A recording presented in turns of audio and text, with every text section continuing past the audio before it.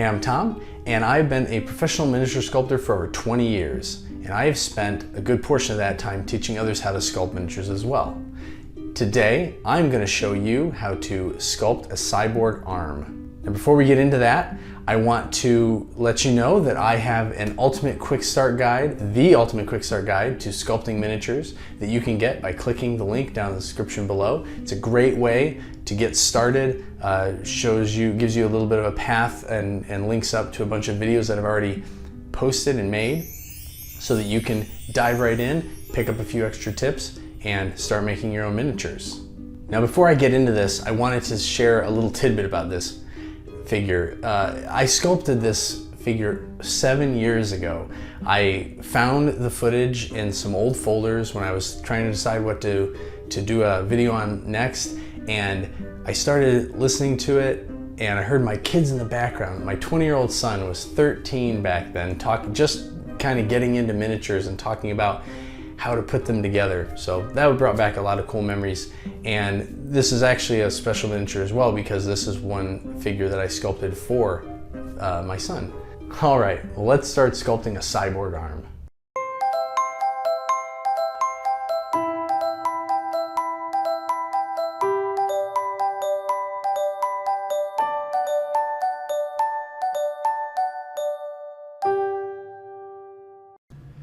To sculpt this cyborg arm, I began sculpting the general form, much like I would have done this if it was just a plain flesh and bone arm.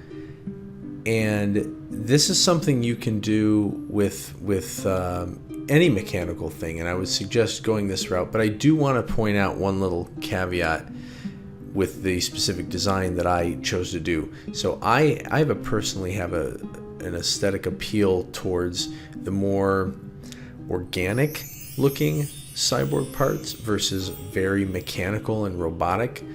I like to create them in a way a little bit more like comic books, where you can tell that they're supposed to be metallic or hard and rigid, but there is an element of it that you can let morph into looking like it's a real arm or musculature, and it doesn't really throw everything off. Similar, think about like Colossus from Marvel Comics or Cable, and how their arms, not quite the same way where you're just doing ribbing in a truly anatomical form. I like to break them up a little more to make it a little more mechanical looking than that, but I do lean more towards that organic style versus purely mechanical, where with a lot of flat and hard edges. But even if you are making a cyborg arm that's more on the mechanical side, I would still recommend starting with this larger, rough bulking of the form stage.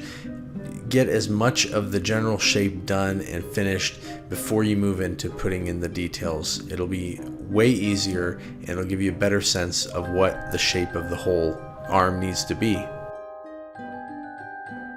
Once you get those large general shapes in place, it's time to start refining those forms into more specific shapes.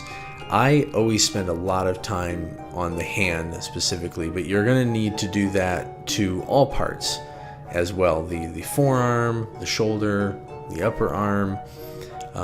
Again, in the case of how I was deciding to approach this design, making it look a little bit more of an organic cyborg arm to balance out but be a contrast with his natural arm. You'll notice that when creating the initial forms that I used a lot larger elements of putty. Now when you get to this stage, there's going to be smaller refinements, little pushes of those larger forms, the addition of smaller elements of clay, especially when you need to refine and put in a few things like such as the thumb. But you can see here, as I'm doing all of that, you want to take the time to create certain segments. So I've defined the hand at the wrist, I've defined the forearm from the upper arm and the shoulder, and that's just to help emphasize this as a cyborg component rather than flesh and blood. Once you have all of the major forms and shapes in place, it's time to start adding in the major details. And for me, this always starts with cutting in the fingers.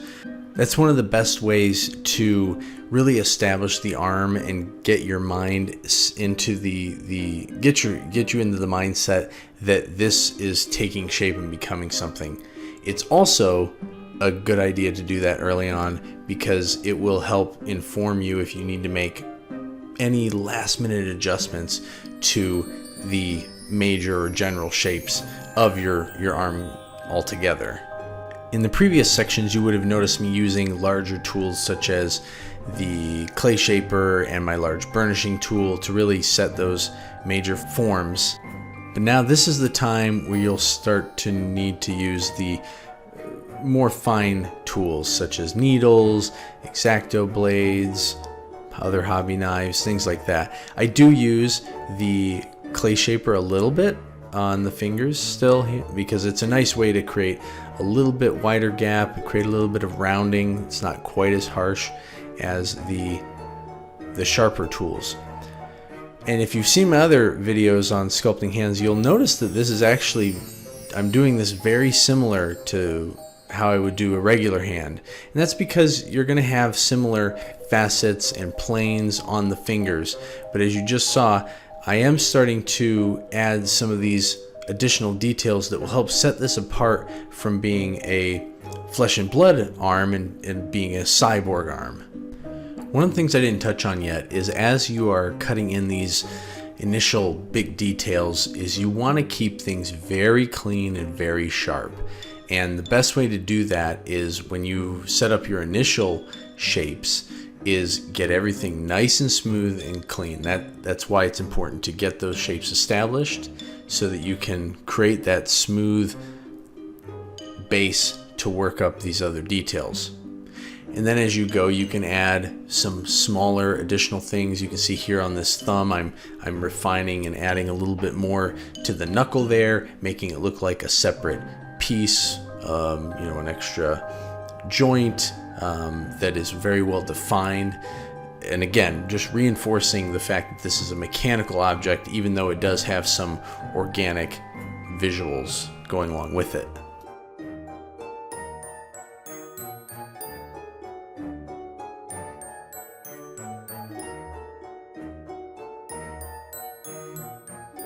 I'm not gonna lie, I was getting a bit mesmerized watching myself very methodically create the perfect sized shape for the elbow element there.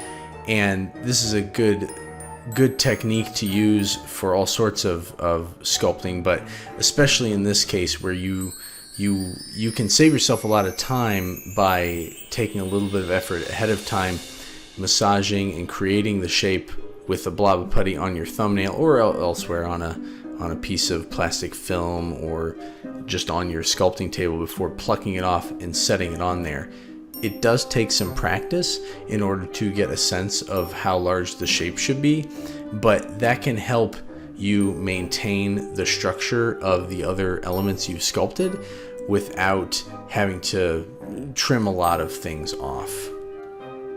And to wrap up this section, I grabbed my trusty scalpel and cut in some additional separations for the various digits on the cyborg arm, on the fingers.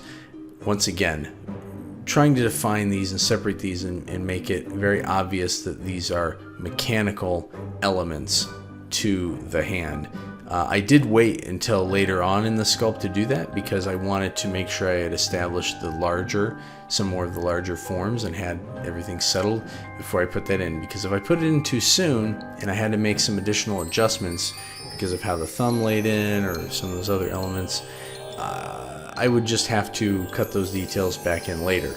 But I was able to establish all those other major details first and then finish it off before moving on to the finishing touches.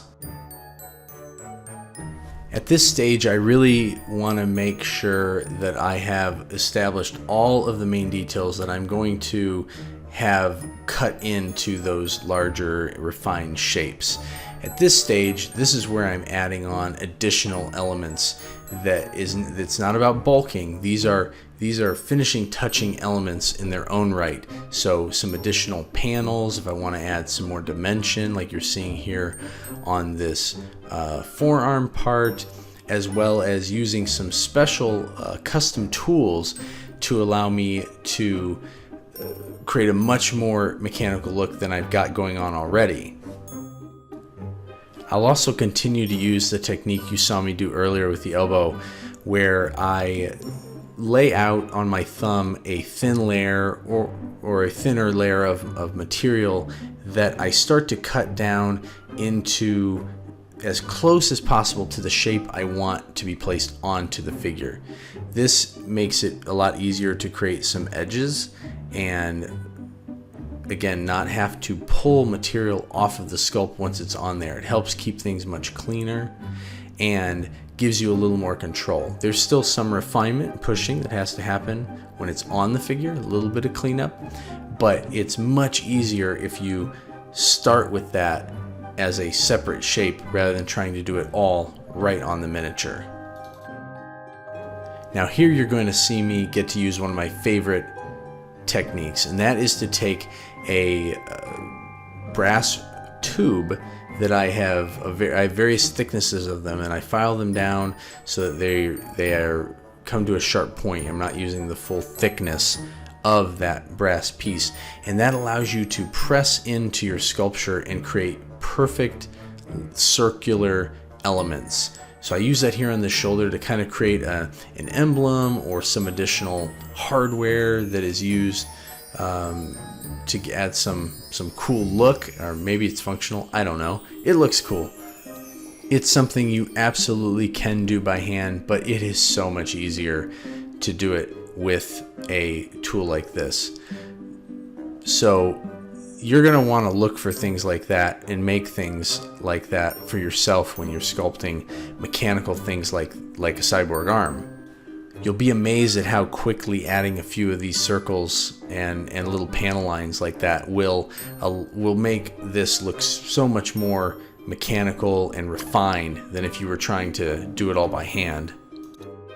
Another cool thing to do with cyborg arms and mechanical elements is to repeat the shapes. So here you see me using another circle stamp in another part of the arm just to help create some of that repetition. And another custom tool here this is a brass rod, a very thin brass rod, and I again have a couple different diameters of that, and you can use those just to press right in, and again you're making these perfectly formed circular elements that you could create in other ways, but it's very hard to get it to be, one, to get it to be consistent, and two, to get it to be as smooth as it can be when you're just pressing in with a pre-formed tool. And the last cool thing you can do with these circle stamps is if you make multiple sets of them, you can create these concentric circles. So you can start with a larger one, get your next size or two down, press it, and you can create some really neat shapes of circles within circles. So I think, yeah, I thought I was going to do this. I'm going to press it in there, and that kind of makes it look like, I don't know, some sort of diode or additional servo piece. It just adds a lot more to the effect that there's something technical going on with this arm. And that's it. I continue to refine this a little further with my X-Acto blade, cutting in a few additional panel lines where I thought things maybe looked a little too plain still. You know, you can overdo it, so don't push necessarily too far, but it is good to add just a little bit of extra paneling lines like that to create some neat places for paint to pool and break up the forms a bit. And I end up adding on a few other elements as well, just to help the arm look a little bit more like it's reinforced and connected to the body and not just slapped on there. And here we have the finished figure, complete with an awesome cyborg arm. Give us a try in your next sci-fi miniature to add a little bit more of a technical look and see just how easy it is to add some technical details to the miniature. Thanks for watching, and until next time, keep sculpting.